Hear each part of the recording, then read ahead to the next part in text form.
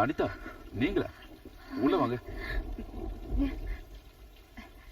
பயங்கர மழை இல்ல? முதல்ல தலத்தை விட்டுங்க. தேங்க்யூ.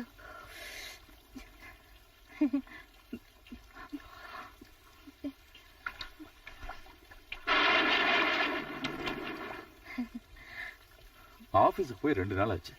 ஒரே மழை, ரோடெல்லாம் முட்டி அளவு தண்ணி. கல்கத்தாவுக்கே சாபம்னு நினைக்கிறேன். 2 நாள் மழை பெஞ்சா போதும். ஆமா, நீ எங்க இந்த மழையில? அவரு ஸ்டேட்ஸுக்கு கிளம்பிட்டாரு. வழி அனுப்புறதுக்காக நான் போயிருந்தேன். ட்ரெயின்ல வரும்போது 2-3 இடத்துல தண்ணி பார்த்தேன். ஆனா இந்த அளவுக்கு பயங்கரமா இருக்குன்னு நினைக்கல. ஸ்டேஷன்ல இருந்து ஒரு டாக்ஸி கூட கிடைக்கல. அப்புறம் நடந்தே வந்துட்டேன். அப்ப நினைச்சே வந்தியா? நான் வரும்போது மழை இல்ல. அதுக்கப்புறம் ஒரு ரிக்ஷா கிடைச்சது. பாதி தூரத்துக்கு அப்புறம் பார்த்தா முட்டி வரைக்கும் தண்ணி இருந்தது. நல்ல வேலை. நீ ரொம்ப ரொம்ப தைரியசாலி பொண்ணுதான். ரோடு எங்க இருக்கு, பள்ளம் எங்க இருக்கு, டிரைனேஜ் எதுன்னு எதுவுமே தெரியாது. ஃப்ளட்னு தெரிஞ்சதும் அவராலே எங்கேயாவது தங்கி இருக்கலாம்ல, இல்ல ஸ்டேஷன்லயே வெயிட்டிங் ரூம்ல தங்கி இருக்கலாம்ல. அங்க எல்லாம் ஒரே கூட்டமா இருந்தது. நான் எப்படியாவது சாந்தி நிகேதனுக்கு போயிடணும். நீங்க எனக்கு கொஞ்சம் ஹெல்ப் பண்றீங்களா? இந்த மழையில எப்படி போறது? இப்ப நான் எங்க போறது? மழை விட்டாதான் போக முடியும். அப்பதான் ரோட்ல இருக்கிற தண்ணி இறங்கும். அது வரைக்கும் நீ இங்கே தங்கிக்க. நீ உள்ள போய் ட்ரெஸ் மாத்திக்க. பெட்ரூம் அங்க இருக்கு. தேங்க்யூ.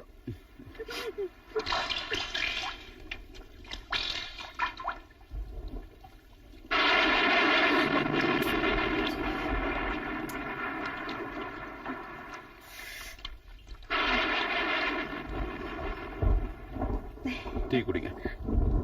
தேங்க்யூ.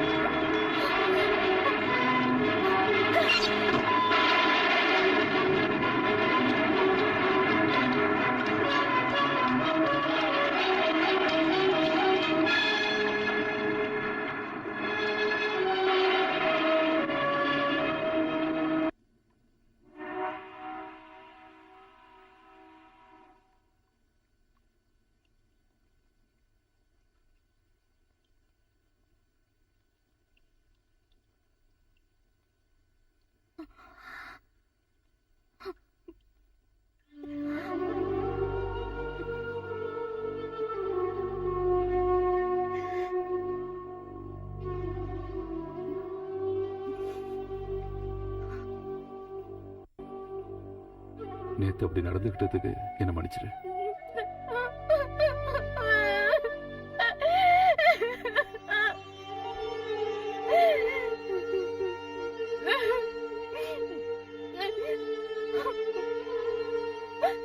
நான் ரொம்ப மோசமானவன், கேவலமானவன்.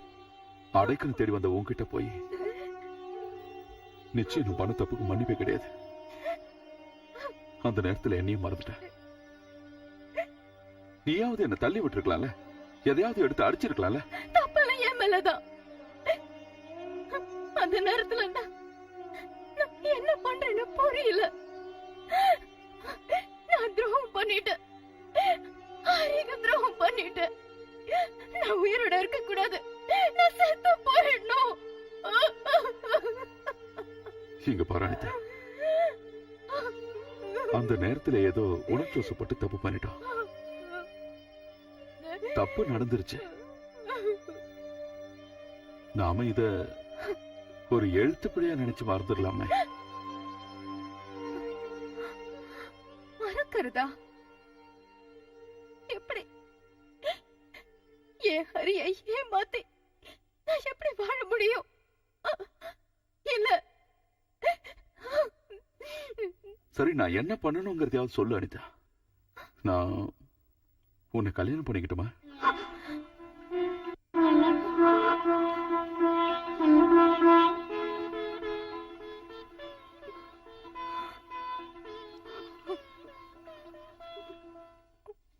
அப்போ அந்த பொண்ணை கல்யாணம் பண்ணிட்டு திரும்ப அந்த வீட்டுக்கே கூட்டிட்டு போறியா? பின்ன வேற எங்க போறது? கொஞ்சம் வசதியா பெரிய வீடா பார்க்க வேண்டியது தானே? குடும்பமும் வாழ வேண்டாமா? அப்போ நீங்களே எங்கேயாவது வீடு இருக்கான்னு பார்த்து சொல்லுங்க. சரி, பாக்குறேன். அந்த பொண்ணோட வீட்டுல சொல்லிட்டல? சொல்லிட்டேன். அம்மாவுக்கும் அண்ணனுக்கும் கூட சொல்லிட்டேன். அனிதா, ஒரு வார்த்தையாவது என்கிட்ட பேசலாம்ல? ஒரு வாரம் ஆயும் ஒரே வீட்டுல இருந்துகிட்டு யாரோ மாதிரி இருக்கும். இதுக்கு ஒரு முடிவே இல்லையா? அப்புறம் எதுக்காக கல்யாணத்துக்கு மட்டும் ஒத்துக்கிட்ட? என்ன இப்படி தண்டிக்கவா, இல்ல உன்னை தண்டிச்சுக்குவா? வாயை திறந்து ஏதாவது பேசு. ஓ, ஏதோ லெட்டர் வந்திருக்கு போல இருக்கு. To mister Chandradas, brutal but congratulations, doctor Harikumar. ஆமா, புரூட்டல் தான், கொடுமை தான் நடந்தது. ஆனா முடிஞ்சிருச்சுல்ல. இதுக்கு நாம 2 பேரும் மட்டும் காரணம் இல்ல, விதி. இது எல்லாத்துக்கும் விதி தான் காரணம். நமக்குள்ள இப்படி நடக்கும்னு நினைக்கலையே. ஆனா இப்போ நம்ம 2 பேரும் இதை ஏத்துக்கிட்டு தான் ஆகணும். உன் ஹரி அளவுக்கு நான் பெரிய ஆளு இல்ல, டாக்டரோ இல்ல இன்ஜினியரோ இல்ல. ஒரு சாதாரண மனுஷன், நடுத்தர வர்க்கத்தை சேர்ந்த சராசரி மனுஷன்.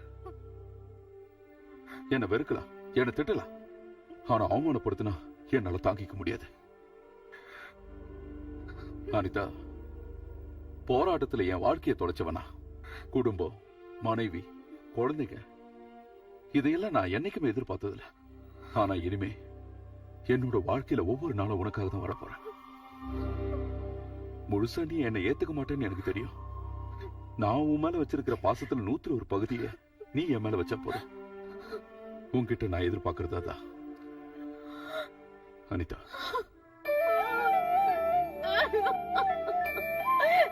அழாத. அழுது தீக்க வேண்டியதில்லை நம்ம வாழ்க்கை. சந்தோஷமா வாழணும். இனிமே நான் அழ மாட்டேன்.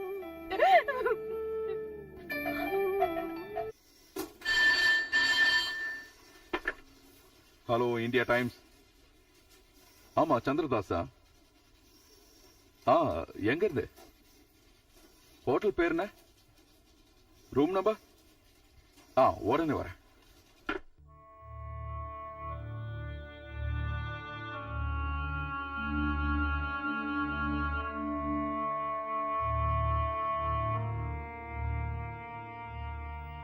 ராகவன, ராதா ஆளே மாறி போயிட்டா.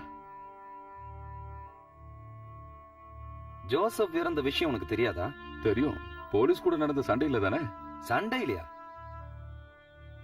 பத்திரிகைக்காரங்க அப்படித்தானே சொல்லுவீங்க. பாவம் அவன். அவன் நம்மளை விட நல்லவன். நாமெல்லாம் ஜெயில இருந்தப்ப அவன் ஒருத்தனா இருந்து போராடினான். 4-5 வருஷம் தலைமறைவா இருந்தான்.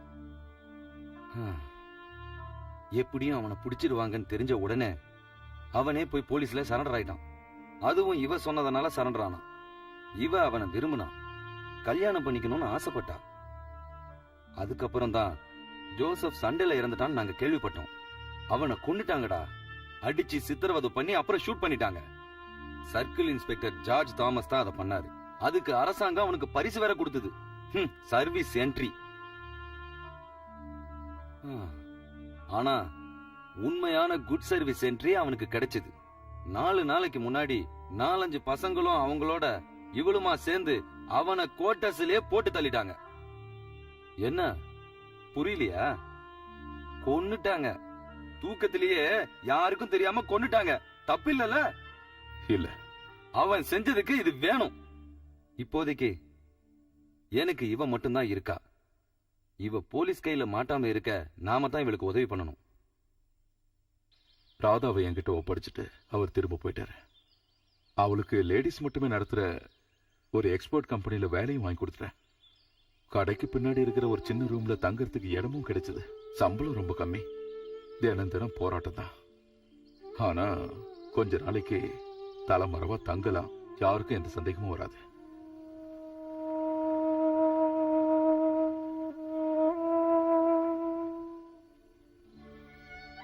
உனக்கு இப்போ வருத்தமா இருக்க?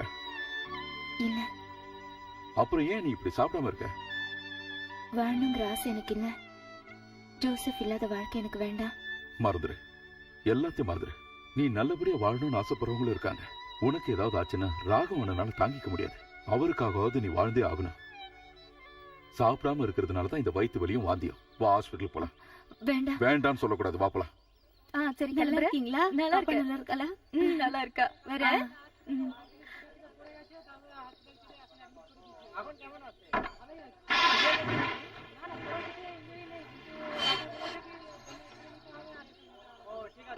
சரி சரி சரி சரி, அழாத கண்ணா, என் சொல்லல. அங்க பாரு, அங்க பாரு.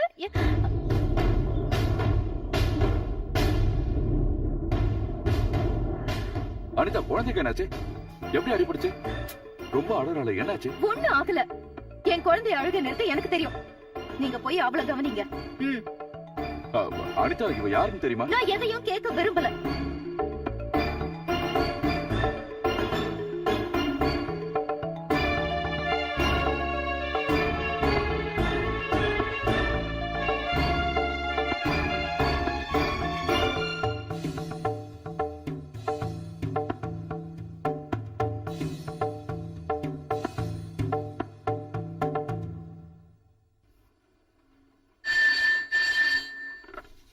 Hello, India Times. Yes, Chandradas speaking. What? Is it true, sir? No, nothing. Gopal, ராதாவை அரெஸ்ட் பண்ணிட்டாங்க. யார் உன்கிட்ட சொன்னா? எடிட்டர் இப்பதான் போன் பண்ணாரு. கண்ட்ரோல் ரூம்ல இருந்து கிடைச்ச மெசேஜா. ராதாங்கிற ஒரு நக்சலைட் அரெஸ்ட் பண்ணிட்டாங்க. உடனே நீ அங்க போய் விசாரிங்கிறாரு. சரி, நீ போ, நான் வரேன்.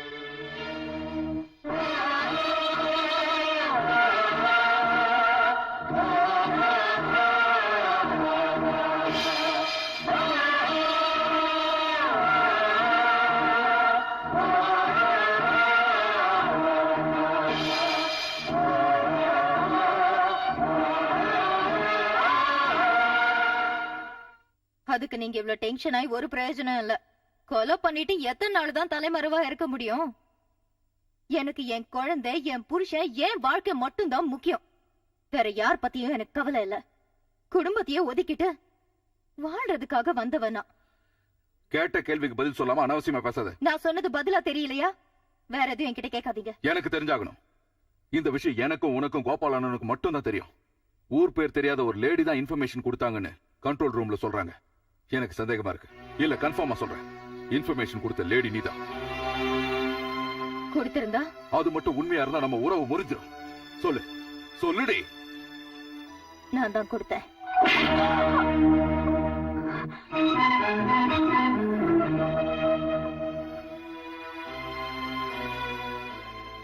வார்த்தையால கூட நான் இது வரைக்கும் ஒண்ணு நோக்கடிச்சது இல்ல. அந்த அளவுக்கு நான் உன் மேல பாசம் வச்சிருந்தேன். ஆனா நீ என்னோட நம்பிக்கைய ஒரே அடி அழிச்சிட்ட. இது வரைக்கும் நீ என்ன புரிஞ்சுக்கல, உண்மைய நேசிக்கவும் இல்ல. என்னைக்கு நீ அதான் இருந்த. மேங்களூர் கோவிந்தனோட பொண்ணுங்கிற ஆணவம். நான் ஒரு குழந்தைக்கு அம்மா, உங்களுக்கு பொண்டாட்டி. திரும்பவும் போராட்டம்ங்கிற பேர்ல நீங்களும் அவங்க கூட போயிட்டீங்கன்னா அப்புறம் எங்களுக்கு வேற யாரு இருக்கா? இங்க பாரு, முதல்ல நீ ஒரு மனுஷியாரு. மனுஷங்களை புரிஞ்சுக்க கத்துக்க. உறவு முறையையும் உணர்வுகளையும் புரிஞ்சுக்க கத்துக்க. அதுக்கப்புறம் தான் மனைவி, அம்மா எல்லாம். இப்ப நீ நடந்துக்கிறதெல்லாம் வெறும் நடிப்பு தான், சுயநலம். என்ன மன்னிச்சிருங்க. மன்னிக்கிறதா? எனக்கு தெரியாம இல்லறத்துல நீ துரோகம் பண்ணிருந்தா கூட உன்னை நான் மன்னிச்சிருப்பேன். குழந்தைக்கு அப்பா நான் இல்லன்னு தெரிஞ்சிருந்தா கூட சந்தோஷமா ஏத்துக்கிட்டு இருப்பேன். ஆனா நீ பண்ணிருக்கிற தப்ப நான் மன்னிச்சாலும் ஆண்டவன் மன்னிக்க மாட்டான். இனி நீ யாரும் நான் யாரும், உனக்கு எனக்கு சம்மந்தம் இல்லை.